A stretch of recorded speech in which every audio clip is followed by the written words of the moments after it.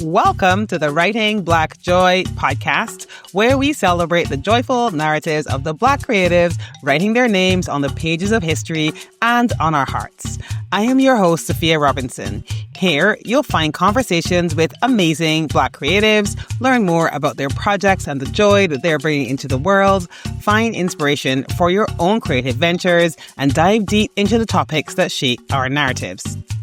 The guests on this podcast are all sorts of creatives, from writers of fiction and nonfiction to playwrights and actors, visual artists, podcasters, and so much more who are bringing joy to their narratives. So, if you are a writer, a creative, or a lover of the arts, or you simply want to hear some good conversations, keep on listening and welcome to the show.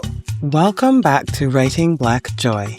Thank you so much for being here and for tuning in.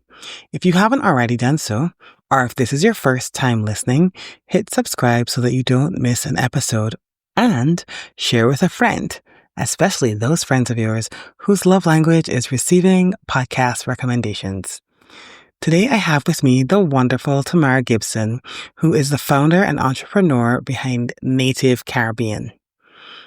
I had such a wonderful conversation with Tamara, which I will tell you all about, but first, a bit about Tamara. Tamara Gibson is the founder and artisan perfumer behind Native Caribbean, an artisan fragrance house handcrafted entirely in the Caribbean by women of the region.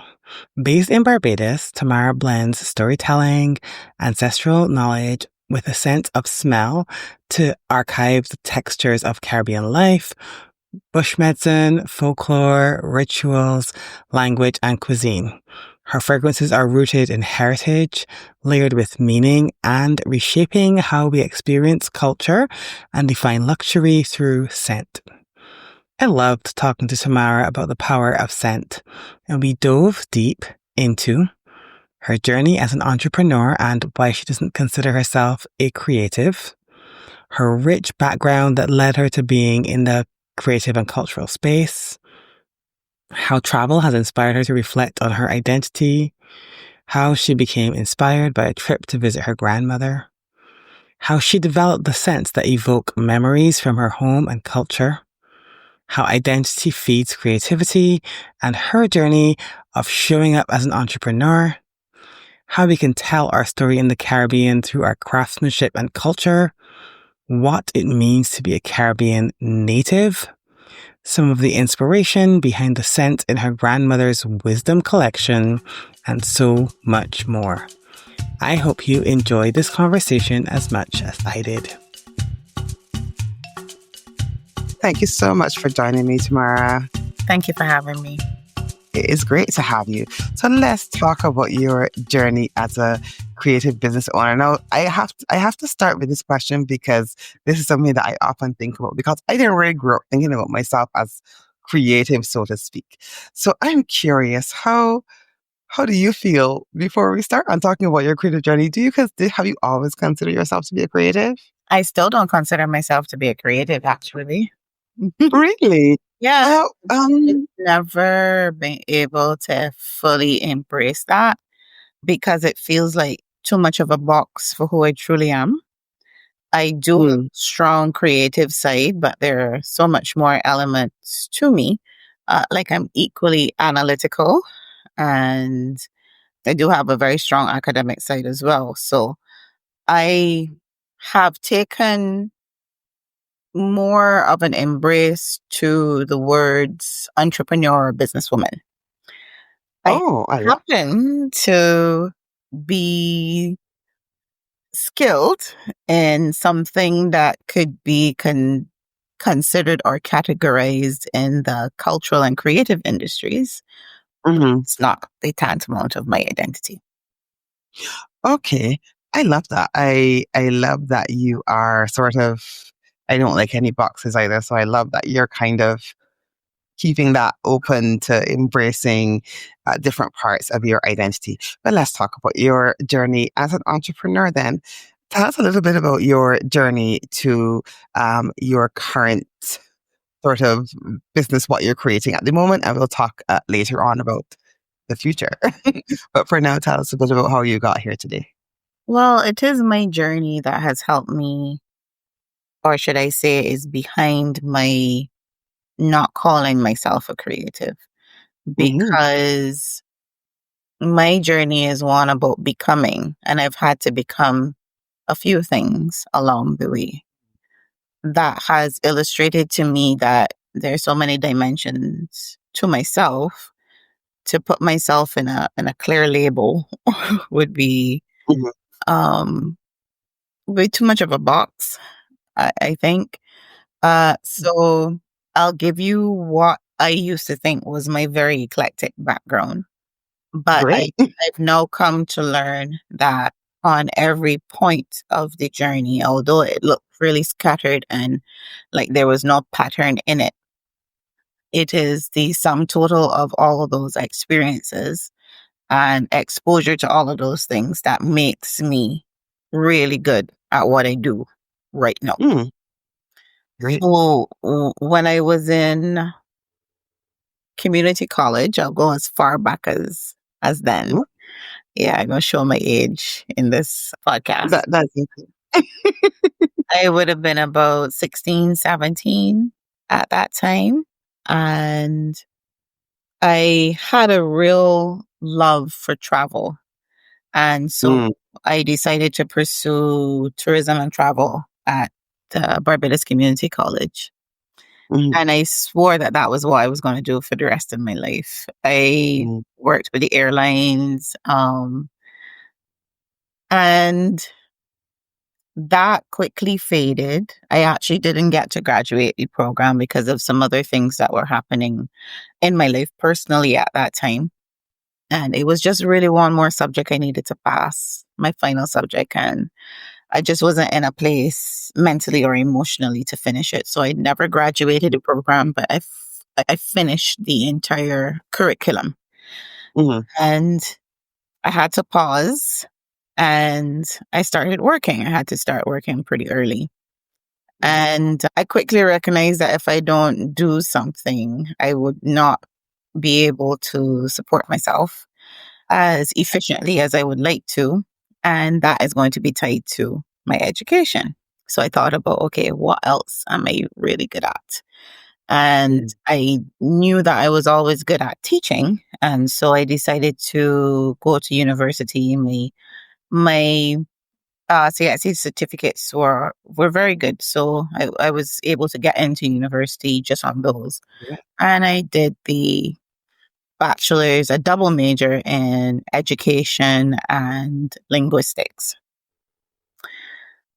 I actually started teaching in my last semester of that degree, graduated with honor, Mm. and started teaching and then recognized I cannot do this.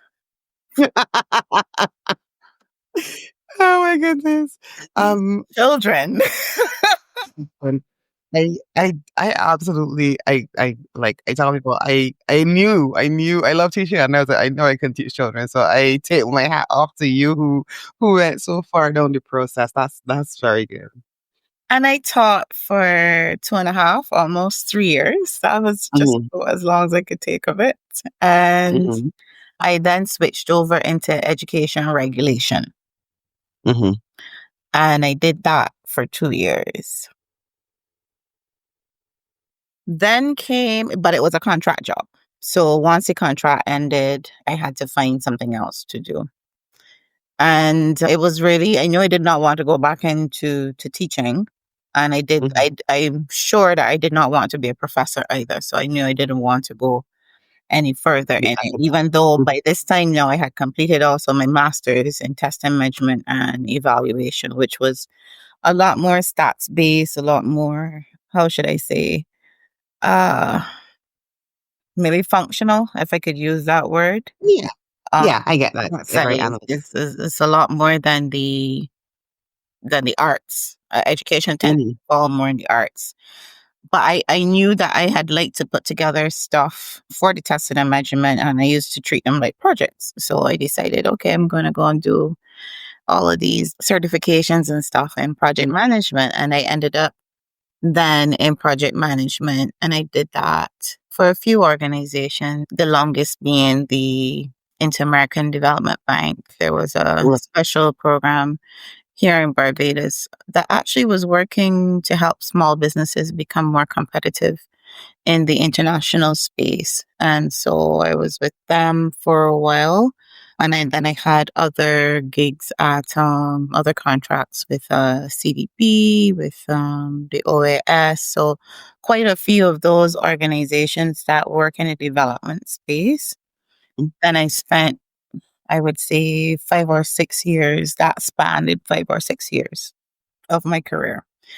Mm. So from travel to education to development work. Development. Yeah. Yes. Yeah. Does not look like a really clear link, but at each of those stops, they help to build out a different part of my personality and my skill set Mhm.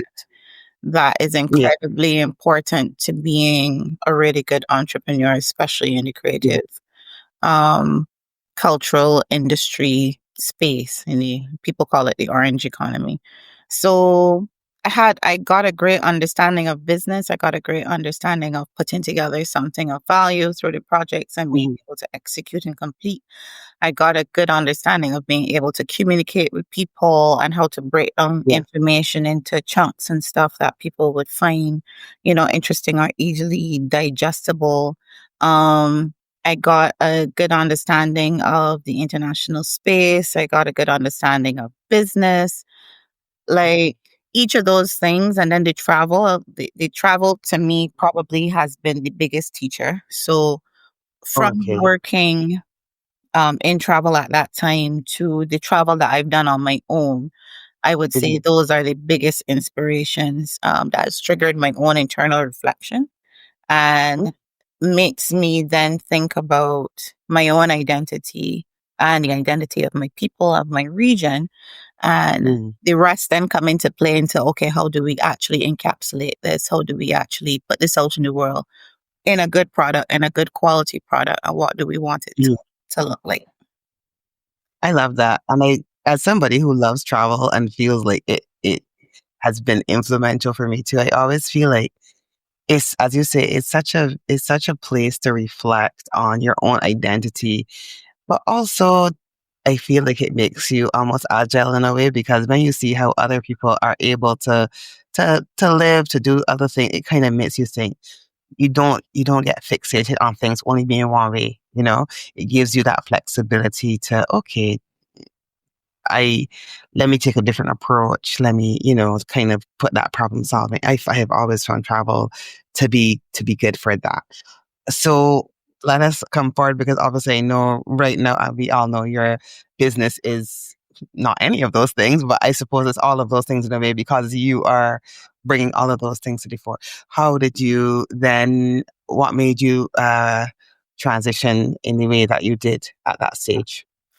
Again, a lot of my work was on contract. And Hmm. even though those contracts were successive, it was still on contract. And it just came to a point where I wasn't finding the contracts as much as fast as they were coming before. I now know that that was not because of anything that was wrong with me. At the point in time, I remember thinking, "Oh my gosh, I'm losing my edge. What is happening?" I normally have no problem with interviewing. What is going on? And I Yeah. felt like all doors were closing. Hmm. It really, looking back on it, because hindsight is 2020, it was really just the end of a season. And Yeah. you have to be able to recognize the end of a season. If not, you'll get stuck. Losing a lot of time holding on to something that's meant to leave. And I know this because I tried to hold on to it for about a year and a half. Uh, Hmm. but even in that was a lesson. And I guess because my will is strong, God had to wrestle me into the ground for me to let go. Yeah. It's hard though. It's hard. It's hard sometimes to know, especially if you're somebody who's about persevering and who's, able to kind of put in that commitment. Sometimes it's hard to know when something's over. Yeah, I've learned to recognize those seasons now. So I don't struggle Mm. with them as much, but you do have to know when a season is ending and when a beginning is coming, right? Yeah. But fear can get in the way of that. And really and truly, all it is fear. And, Yeah. but the minute I let go, it has not stopped being good from the time I let go until now. What was the Really. biggest catalyst in my letting go was a visit I made to my grandmother. I was feeling very, very, very miserable that day. Um, very low in spirit. And Mm-hmm. I went to talk to her just to visit her. She was 93 at the time. And I hadn't meant to talk about anything about myself. I really just wanted to know how she was doing because it was like Mm-hmm. comforting to be near her. And Yeah. I mean, she raised me, so she knows me. And she's like, Mm. "What's wrong with your face?" I was like, "Nothing." And she's like, "You sure it is nothing?" And I just blurted it out to her. The point. Mm-hmm. It's like, I'm thinking I have to go back to school and do a second master's. I have to change direction. Like, doors are opening. What is happening? My savings are running out. I'm going to Mm. have to move back home. All of these things just came, blurting out. And she just said to me, and perhaps this is my quote: "Child, you gotta bend your knees to jump." And Mm. that is a idiomatic expression. Here in the Caribbean, we speak in idioms, Yeah. meaning that sometimes life is going to take you to a very low point, but it is not Mm. because you are down and out. It is because you're merely crouching to push off higher than you've ever been before. Mm. So, she was trying to explain to me you can't go higher unless you're willing to do some bending. Yeah. And this is your bending point. So Mm-hmm. get low and push off hard. Mm-hmm. And I said, "Yeah, but okay, I can go back to school." She's like, "What you gonna go back to school for?" She's like, "I ain't teach you nothing." And she's like, "Listen, you tried this whole getting a degree. You have two already. You've been down that path and you've done wonderfully well. Why not try something completely different? You are not Mm-hmm. one dimensional. Why are you trying to stick yourself in this one dimension?" Mm-hmm. And she's like, "Use your hands and make your own dollar bill." And I didn't want to hear that. I still applied to university. Mm. And I got in, but there was something in my heart that just would not let me go back to a class. Mm. And I started doing things with my hands and landed on candle making. And I believe it was the sense, just the way that they were making me feel at the point in time, that made me decide, okay, I'll try this. I took back my first creations to her. I was very proud of them. I think I had made a scent that was very similar to Japanese cherry blossom. And she was like, "What's this?" Mm. I was like, "What's this? Well, this is very popular. This is Japanese cherry blossom." And she's like, "You ever went to Japan?" I'm like, "No." So she's, "Why you trying to make something with a Japanese cherry blossom? You can't make anything that you know about." And that is where the challenge came then for me to capture things about my culture, her culture, Mm. our heritage, and to see if she could recognize them in scent. Mhm. And that is the lane that we have stayed in since then. And I have to say, is the Mm. best advice I've ever received. Ah, I love that. I love good advice that makes you go, man, I didn't want to hear that.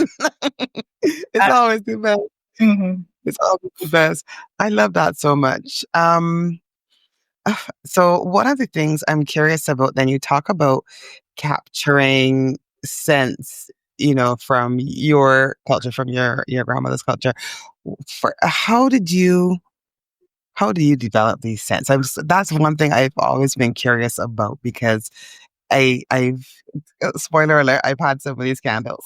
I have enjoyed them, and they really do remind me of It plays. some of they do evoke those memories. So I'm curious, first of all, how do you sort of create them? How do you capture them? And to sort of go back to something that we spoke about earlier, how do you know when it's ready? Because we talked a bit earlier about, we talked about seasons and that type of thing, but that sort of intuition, Hmm. it must be very handy here in terms of knowing when something is ready. I kind of make sense the way I cook, so I still can't explain it to people how I do it. But Hmm. I'm not a cookbook cooker. I can eyeball an amount and know that this is enough. And I literally, if you could understand it like this, I literally can taste things in my head before I Mm, put them together. I don't know how that happens, but I just know that these are going to complement each other or not mm, these. And it kind of works the same way with smells. okay. It is almost as if I store some type of information unconsciously about things I smell. And Mm, I would smell something else and then go like, oh, this would smell good with this thing I smelled last week. mm, Kind of thing. So that's where it started naturally. mhm, Naturally. And I did it like that for maybe about a year or two before I then pursued studies in perfumery. And I was like, okay. okay, time to put some knowledge behind what seems to be a natural gifting here. Mhm, And then that just really expanded my library, my knowledge of components or things that are out there and how they perform and what kind of impression that they give. And so on, the rest is practice. So I've had scents that have taken me 10 minutes and it was ready. And then there's mhm. that have taken me 2 years before it was ready. Wow. Yeah. Okay.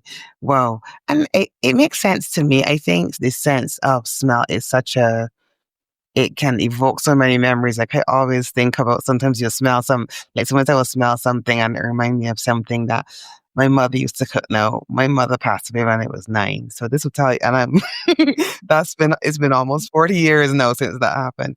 And still, I might smell something and be like, ooh, right? And it will take me back to that moment. So I definitely think smell and scent has such a powerful, i- i- um, it kind of can impact us in that way and it transport us to a place and time, which is why I think,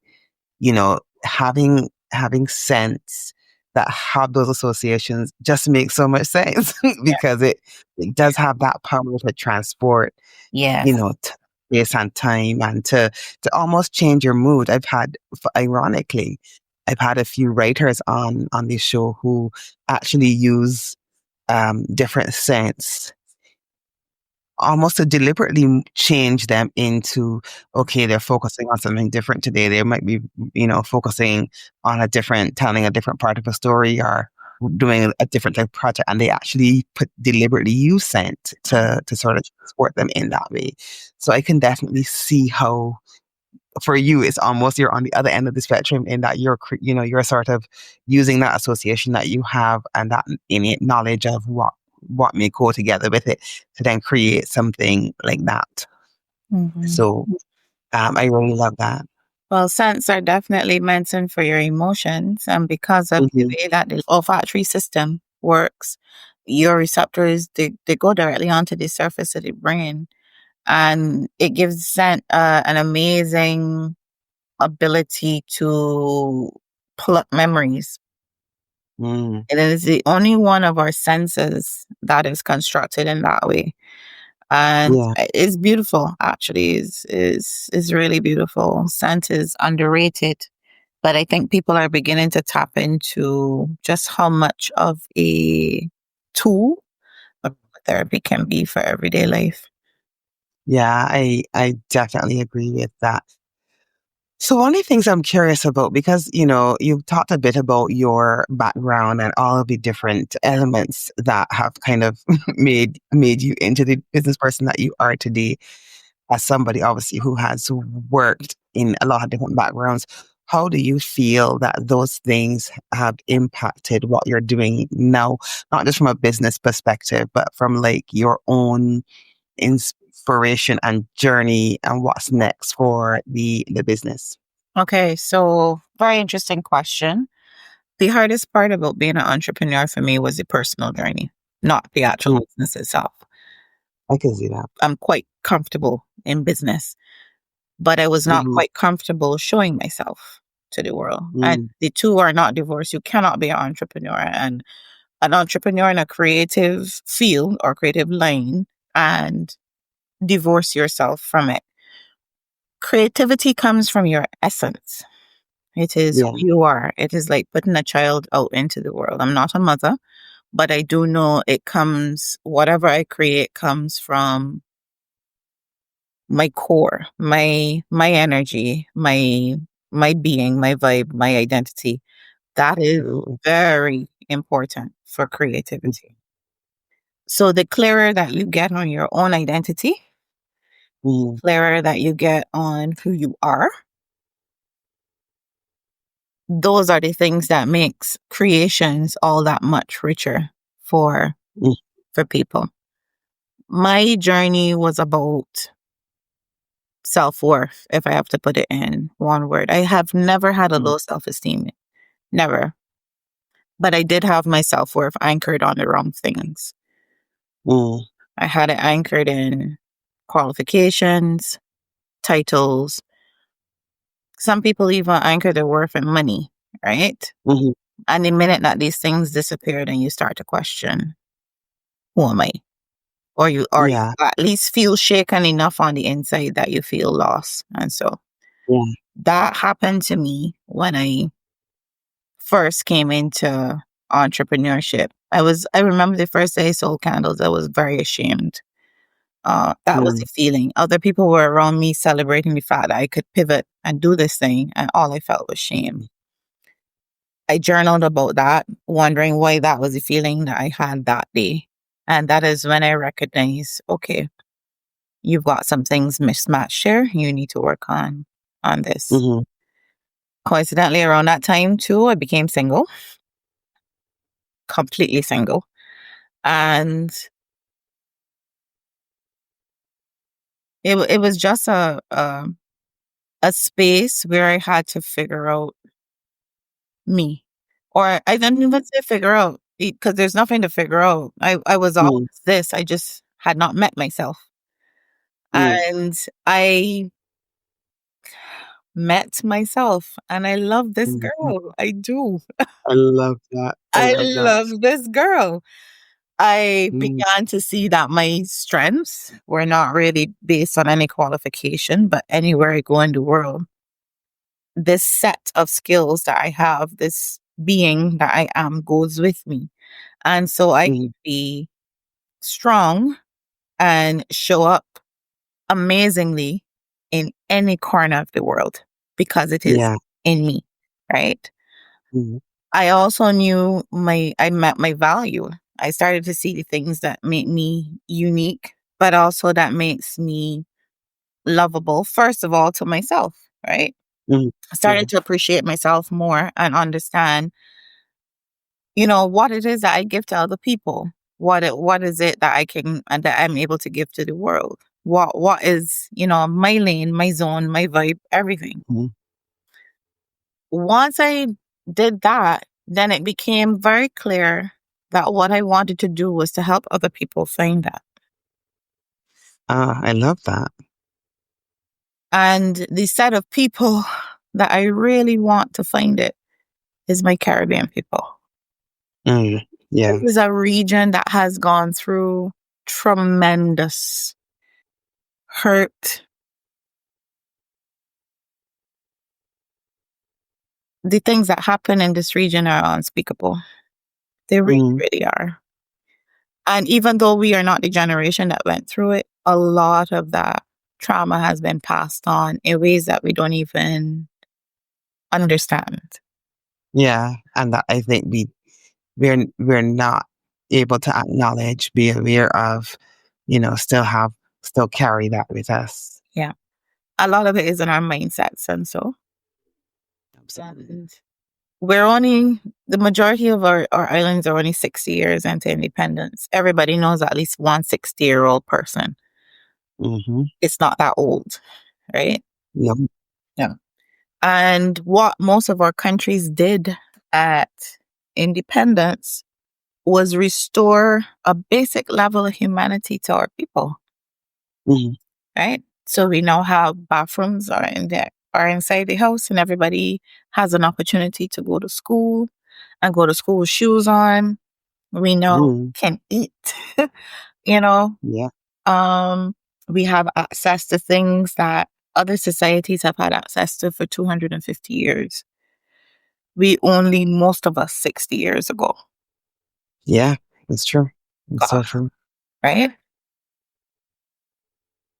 We haven't yet shown the world who we are, Mm-hmm. and they only know us in either post-colonial through a post-colonial lens or I brochure totally tourism lens right. or African descendant lens. And Mm-hmm. I don't want to displace any of those things, but it is not the fullness of our story. Everybody knows there's three sides to a story. There's A, B, and then there's the truth. The truth. Yeah. For the first time, I find that we have a chance now that the basic social stuff has been restored, or we've been brought Mm-hmm. back to having a basic social existence. Yeah. The time is now for us to tell our side of the story. Others have spoken for us for a long time. Mm-hmm. How about we tell the world who we are? Yeah. I And love that so much. we do that in things like our craftsmanship. We do that in things like our stories. We do that in things by sharing our culture with other people. And it looks different. It looks different to the narrative from the narrative that's already been placed out there, but it is a narrative that can only be told by us. I agree. I That's what agree. business is about. I love that so much for so many reasons. I totally agree with that. I think it's so important for us to be able to tell our own narrative. And I think that, especially, and it's so funny because you talked about when you started out your journey, even back at community college, I wanted to be involved in tourism. So almost like this planting the seeds of wanting to own that narrative for yourself and for, I guess it would have been Barbados at the time, maybe even the Caribbean, depending on how much traveling you have done. Mhm.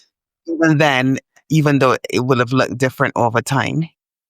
And so, yeah, I definitely can see how those things have come together. It's important that we know who we are. It is important that we know who we are. And I think I love that. I love that you know, in terms of when you talk about sense, the sense of, you know, the sense of Barbados, the sense of the Caribbean, the sense that you are sort of tapping into your own ability to sort of, I can't say create because you're creating the scent, but you're also bringing it to to others in a format that they can use. And I love how that can be so powerful at evoking that connection to the place. So one of the things I know is that you talk about becoming a cultural archivist through scent. Let's talk a little bit about becoming a cultural archivist and how you see it. How would you describe that and how do you see scent as playing a role in that? Yeah, so I know a lot of our stories are missing. Hmm. There's a very brochure version of the Caribbean that exists. It really does not, it's not our identity. It's not who we really are as a people. And if you start to spend time in the Caribbean, then you start to pick up on what it means to be a Caribbean native, the things that are important to us, our everyday life, the stuff that doesn't get shown in the brochures. We have a very strong belief system, but it is so common that we think nothing of it. But for example, a person in the Caribbean would not do business with you based on the fact that my blood does not take you. Listen, Okay, I like said that, and you shook your head and you understood it immediately. You will not question 100. it as reasoning. No, As a matter of fact, you would encourage me to follow it. I highly encourage it. And it's so funny because earlier when we were off there talking a little bit about the podcast, and I feel like that whole idea about that is how I decide who my guests are going to be. That is how, and I'm not sorry. I love it. It works. It is just part of our reasoning system. It is Mm. undocumented system for making decisions and prioritizing things and stuff like that. But you don't know that until you live with us, right? Or until you are so deep into the culture that you understand that this is a very good reason for not doing anything, and nobody will Yeah. push back on it at all. Nope. Right? And you can say that in a meeting. You can say that in a meeting with no evidence, and it will be accepted at the highest level. Completely. Yeah. Completely. And people are, I'm like, if you meet somebody in your spirit, meet them, you're like, okay, Nope. that's it. I don't need an explanation. No. I don't need no evidence. I don't need no nothing. That's it. It's not happening.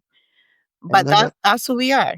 We have a strong system for decision making. We have a strong system for parenting. We have a strong system for healing. We have a strong system for even economics and the way we handle money, all those things. And they've been passed down to us in a way that we have not yet seen that they can be easily monetized or that they have any kind of real, value. But it is these are tenets of our culture, right? These are tenets of our culture. Yeah.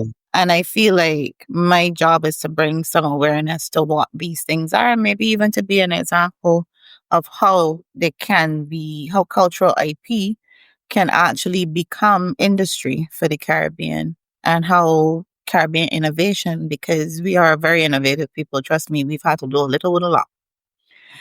And sometimes make something out of nothing. But we don't, we glance over these things thinking that they're really simple or it needs to be more fandangled, if it's to borrow a word. Yeah, than things that we're doing. Yes. Yeah. And I think that speaks to the idea that when you know something really well, and it comes to you almost easily, sometimes you almost dismiss it and you don't necessarily see the value of it because it comes so easily to you. Yeah. That's, that's such a good point to make. So I definitely can see that. So how that ties in with the scent, no. And so scent is at the center of some of everything that we do. It's at the center of our medicine. There's even scents that will go along with language, definitely connected to our cuisine, our landscapes, our festivals. Scent is at the middle of it, even if you don't recognize it. And I have chosen to tell those stories through scent. Yeah. For example, I'll give you from my grandmother's wisdom collection. When those idioms are spoken, things like "date is run till night catch it." Right. Now that is a whole nugget gem of wisdom that is not literal in its meaning. It is just meant to remind you that the evil things in the world are going to come to an end, and it's encouragement. But if you speak that to somebody, chances are 99.9% of the time that person is very upset. If you have to say, don't worry, day does run till night catch it. It's just a reminder that karma does not miss, right? So I've taken scents that also speak to the same emotions that the idiom is meant to speak to. So there is geranium in there that will help you to breathe deeply, and the deeper you breathe, it's going to calm that anger down. There is lavender in there to kind of soothe whatever dis-ease you have in your chest. And then there's also some cedar wood in there to make you feel grounded again. Because if you get to that level of anger that somebody has to say that phrase to you, you are probably feeling very off center. So it's about bringing you back to center again. So you get the benefit of the scent to deal with the emotions, and you get the reminder to navigate the situation. And that's just one example of how I use scent. Sure. I need one of them. I genuinely needed one of those candles about 2 months ago. So I mean, it's one for my collection in case it happen again. So I will bear that in mind. I love that. I love I love how all those elements come together in that. That's just amazing to me, and I cannot wait. Can't wait to enjoy some more of the candles, the scents. I know, obviously, you do scents not just in candles. Yeah. Well, mainly it is home scents right now. So you can get candles in varying sizes, room and linen sprays, wax melts, and reed diffusers. We also have our own essential oil blends in house, very much focused on oils, essential oils that are Caribbean like in nature. So think ginger, think West Indian sandalwood, those types of things. All of our scents are phthalate free and carcinogen free, so they don't have any pesky little things that cause your sinus to go crazy. Clean scent. And sticking within the region, our candles are made with coconut wax, which is a vegetable wax, vegan wax. So that also burns cleanly along with 100% cotton wicks. So we do take care to make sure that the culture is passed on in a way that is going to be very sustainable and is going to have a positive impact on anybody who's receiving it. I love that. That is amazing. And we only have a couple of minutes, so there are two things I want to ask you. One is what is next, and just everybody that Instagram account is amazing. I've been following it. I've been loving it. I'm gonna drop all the links in the show notes, but please go over and follow Native Caribbean on Instagram, and you'll see some of the work that Tamara's doing. So that's the first thing. But tell us what's next. What's next is our Force Eau de Parfum line, something that I've been working on for the last year. And it is a deeper level of storytelling. It is a completely cultural heritage collection of perfumes. There is really no presence for Caribbean perfumes on the international stage. There are things that are thought to be tropical and things that are thought to be island scents. But if you know anything about Caribbean people, beachy type scents and fruity type scents are not us. We don't go to the beach that often. The majority of us don't know how to swim, even though we live on islands, and we only really eat 3 fruits down here: mango, guava, and passion fruit. That's right. The rest of them are like, maybe, right? So, and again, they're not part of our everyday life either. So what does the Caribbean smell like? And this is the question that we're answering with this first collection. So stay tuned for that. Can't wait. Coming late October this year. And you can find out, you can stay up to date by finding us on Instagram at Native Caribbean Scents. That's our handle on IG, or you can pop over to our website at www.nativecaribbean.com. Perfect. And we're gonna go over time if I just do this, but remember I told you up at the top we do have a short lightning round. So I'm just gonna ask you a couple of questions from there just because I love them. Okay. One is, what is bringing you joy right now? What's bringing me joy right now? Oh my gosh, 3 things popped into my mind. Actually bringing this perfume line to life. This is a big deal for us. We will be the first dedicated house of perfumery in CARICOM. There is none other. Yeah. So that's big. My niece is bringing me a lot of joy. She is 13 and full of personality. So I'm watching how our conversations are evolving, and I often have to text her mother and say, look at what your child is saying to me. When did this happen? Yeah. So she's bringing me a lot of joy right now. And then I love where I am in my personal journey. I've been meditating and journaling a lot more. And that has been helping me to stay quite positive. It's just a different season for me. This is definitely a beginning for me. I'm in a season of beginnings. So looking forward to what's beginning now. Fantastic. What always makes you laugh? What always makes me laugh? Okay, so there's this French guy on Instagram right now. He calls everybody croissant. And he's been talking to these 2 fictional guys, Chad and Jonathan, and like they're just dating incorrectly, and he's been schooling them. on why women prefer to I stay love single it. in this era. He is hilarious. That always makes me laugh, like out loud. And Mm. my team here, they are a hilarious set of bunch. I know people think that women can't get along together. I have an amazing team and it's all female. And let me say, there is lots of laughter in here every day. Yes. Every day. Amazing. I am listen, I've worked with many female teams and I've had a great time. So I'm not one of those people who said that. So I'm so glad that you're getting so much joy there. And last question I'll ask you from the lightning round is, what is something that you dread or that you don't look forward to, but it always feels good afterwards? Killing a centipede. Okay. That is, I will say that I always dread that. But I it like definitely, seeing one, but killing one makes me feel so powerful afterwards.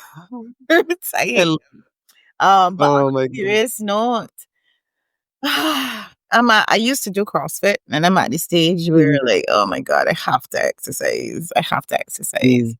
But I've recently taken up Pilates and I find that it is the right mix of work targeted. It's not easy, It's not easy. So it's the right challenge, but I love the way my mind feels after I finish. It is also very calming for me mentally, going Yeah, through the breath work and everything.